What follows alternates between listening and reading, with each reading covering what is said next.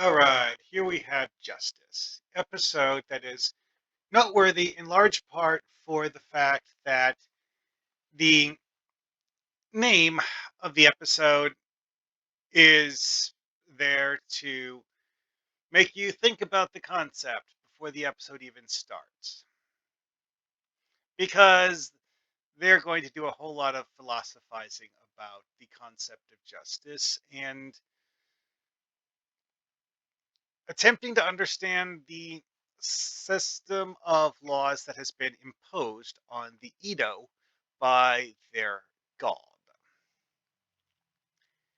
Yeah, that's, you know, as a preface on this one, actually using the Edo is very much a viable option. I mean, they're so close to humans that they might as well be identical to humans. Um, it's a very, very artificial civilization, though. And that's the number one thing to remember about it is that the Edo didn't make their laws. They had their laws given to them, mandated to them, and they don't understand any of it. They don't have an internal logic for it. It's like they know that um, all of the laws are punishable by death, including the trivial ones like accidentally stepping on a flower, which is, of course, where the episode goes with that because it's a Wesley Crusher episode, and unfortunately, Wesley Crusher does not get executed by the Edo God. I know, heartbreaking. Anyways, but that's actually the big crux of it is the away mission who are making first contact with the Edo because presumably the Edo are considered to be a civilization that is worthy of contact somehow. That's an interesting plot point that actually gets brought up later in TNG. Is that Picard doesn't actually have a reason to consider them worthy of contact. He just makes contact with them for the heck of it. Kind of strange. The best logic I can think of is that their scans of the Edo's planet and civilization told them that the Edo were a highly technologically advanced race, not necessarily one that was aware of the existence of other um, civilizations, though, but one that was advanced enough that uh, making contact with them was justifiable action because they didn't actually know whether the Edo had ever left their home system. They just knew that the Edo had a level of technology consistent with a race that could. I think that was the internal logic they were going with. Genuinely couldn't tell you. Now, as some people have pointed out, many of the early TNG episodes felt very similar to TOS episodes. And this episode has one of the most egregious examples of that because the costumes are by William Ware Theiss, who was one of the lead costume designers for TOS. So using his work in this episode makes it feel like a TOS episode. And also there's the whole planet of relatively primitive people ruled over by a supercomputer thing. It's totally a plot they did in TOS too. Now, in this one, the nature of the Edo god. Oh, that's where the episode gets really, really spicy. Because, see, the Edo are basically just a group of people that it's treating like pets on the planet. This is a big deal in the episode. Is that it's really, well, it refers to them as its children. Yeah, it refers to them as children in the same way that some people refer to cats as fur babies. Yeah, it's not really all that good. So, the Edo live with arbitrarily and randomly enforced laws. And of course, the only punishment is death because they need to have the legal system be arcane and draconian, but also something that is peaceful and idyllic. So, because the fact that the Edo know that the only punishment for any of the crimes is death, they avoid following or they avoid breaking the laws and carefully follow them so that they don't get executed at random because they never know when one of the crimes is going to actually be enforced. 'Cause apparently, there's only one region on the anywhere on the planet that actually has a death penalty active. Anywhere else on the planet, accidentally breaking one of the laws is ignored. As a legal system, this is one of the most bizarre ideas I've ever heard of, and the people who wrote this episode clearly went to a lot of effort designing a legal system that is as backwards as possible while still being a formalized set of laws. And again, the Edo didn't create this set of laws. The Guardian did. So let's look at the Guardian. It, it's not actually a single entity. That's the other part about this that's interesting is that we don't really know a whole lot about what it truly is because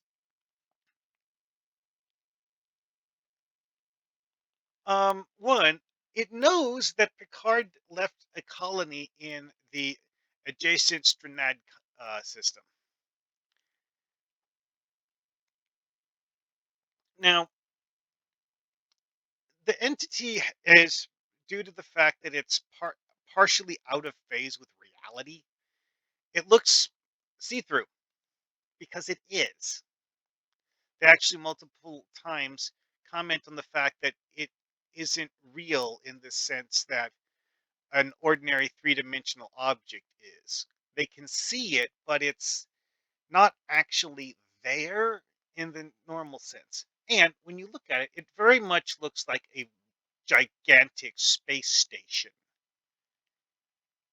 And that's one of the things that's interesting here is that is this actually just a gigantic computerized structure, or is the voice of the Edo god simply a communication from whoever is a leader on board that structure? And that's very, very much a question we don't have an answer to.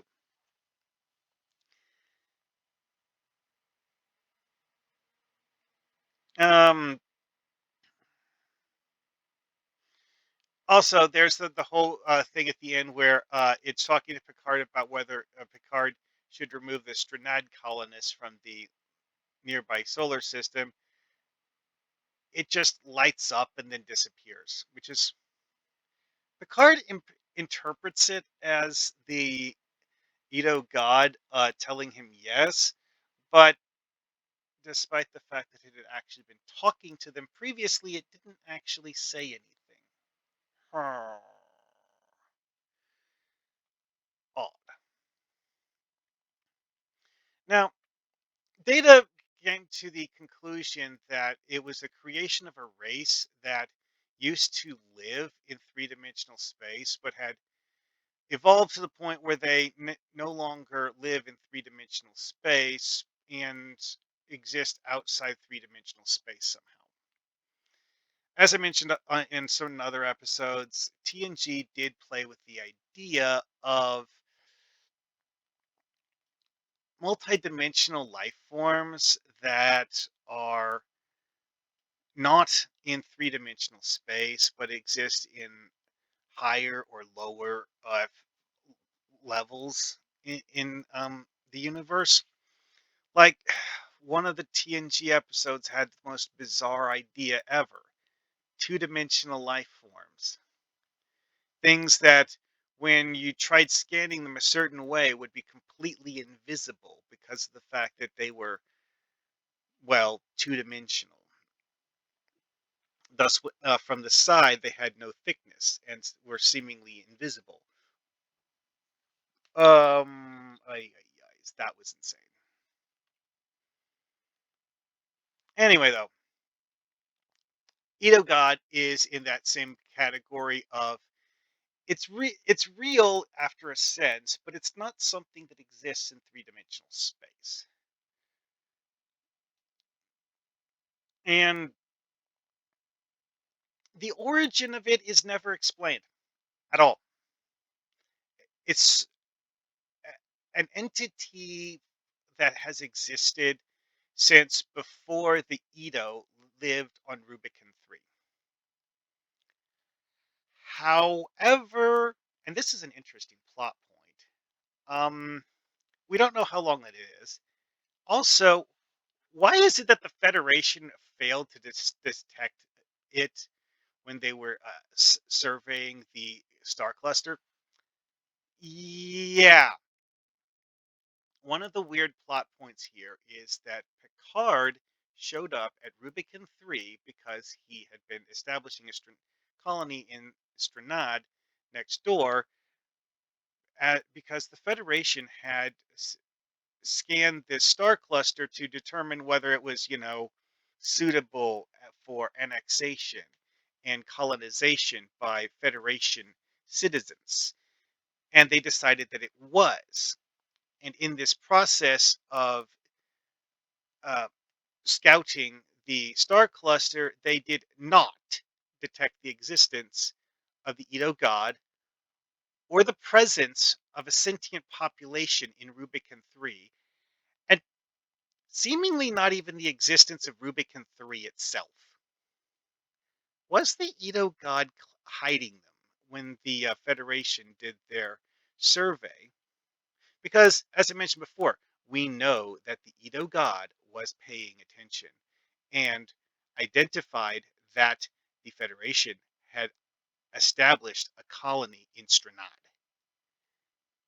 It knows that. How much else does it know?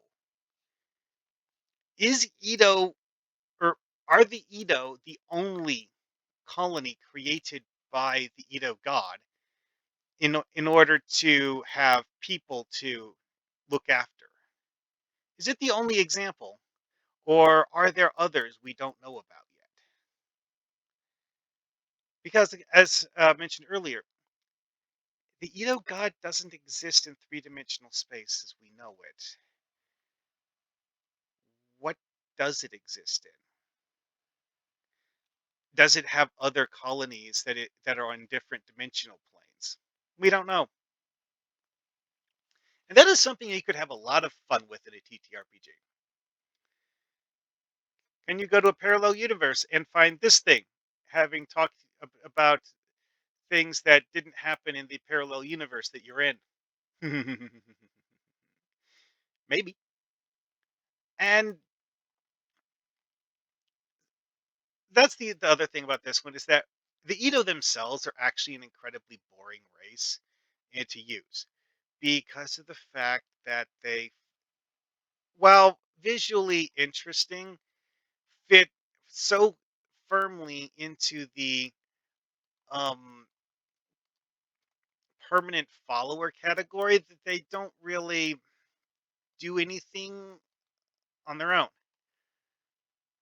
Like you have examples of the people and their chosen attire. This is actually something that's kind of interesting because you look at this symbol on this wall plaque. It's kind of complicated. This is a simplified version of it that doesn't have whatever these symbols are. But if you look at their necklaces, it's the same symbol as a necklace. I think these are actually meant to be badges of authority because when Picard and his away team came down to talk to them about things, these are the two people that did most of the talking on behalf of the Edo. Which, yeah, they're local leaders or something. That's another question about them is that how many Edo are there in fact? Um, Hmm.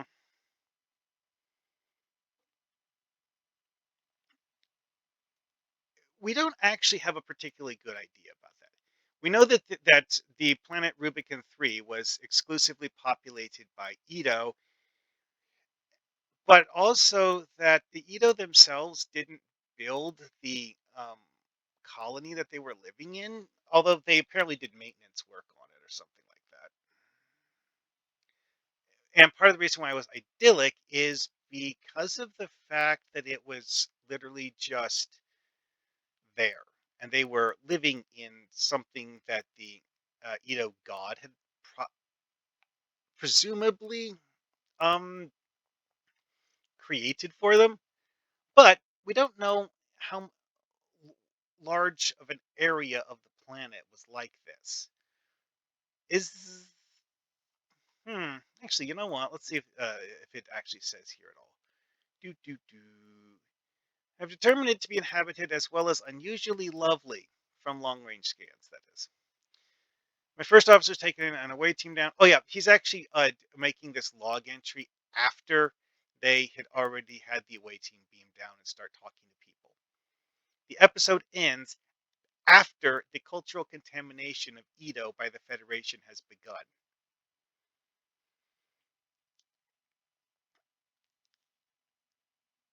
Um, Now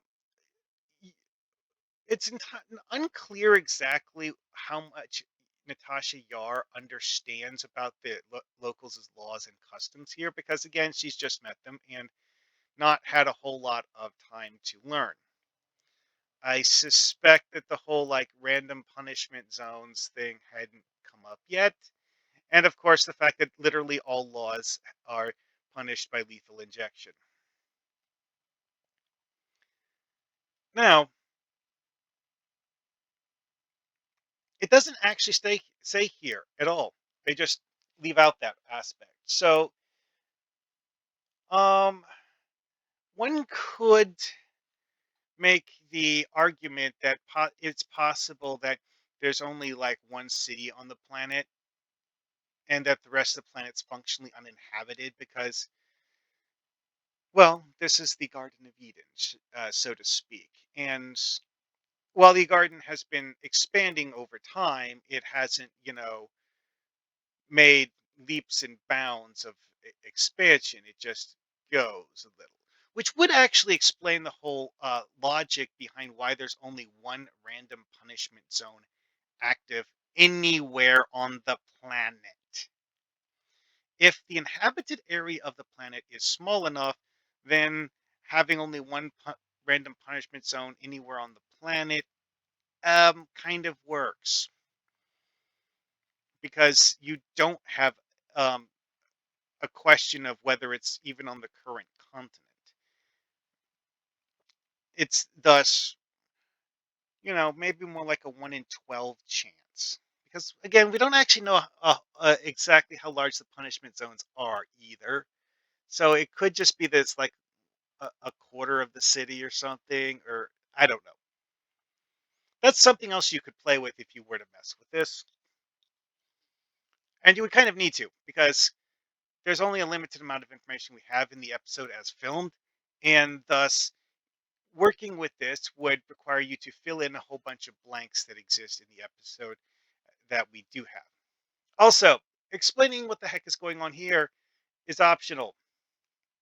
However, one could have the Edo god communicate with your ship's computer much the same way, because this is apparently some kind of a probe that touches Data's forehead, and thus is the digital equivalent of mind melding. However, as I mentioned earlier, we don't actually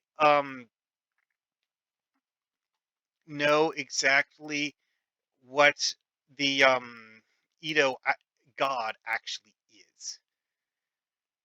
Because again, like I mentioned, we see that giant space station looking thing that um why does it look like a space station? Are there people living inside it? Or is it just a giant computer system doing stuff? Also, if it is just a giant computer system, what is its rationale for um, having a colony of humanoids on Rubicon 3 in the first place? Why does it refer to the colony of on Rubicon 3 as its children? This kind of goes back with the whole thing of the idea that it was a race that had evolved to transcend three-dimensional space, and that the Edo are beings that live where this race used to live. That's a possibility. It's not confirmed though. And if you were to play with it, the idea that the Edo are a nascent civilization created to replace one that had evolved and that are intentionally basic humanoids that don't have any special abilities because of the fact that the ones that used to live there can no longer live there due to having ascended. Something to play with if you wanted to go there. And like I said, the Edo themselves are incredibly boring, notably boring. It's something that makes them special. It's just how boring they are as people. And they exist to shine a light on how strange the Edo god really is. And that is what I would focus on if I was to use this is what is the Edo god? Why does the Edo god care so much about the people of Rubicon? And that is something you could have a lot of fun with. See you next time.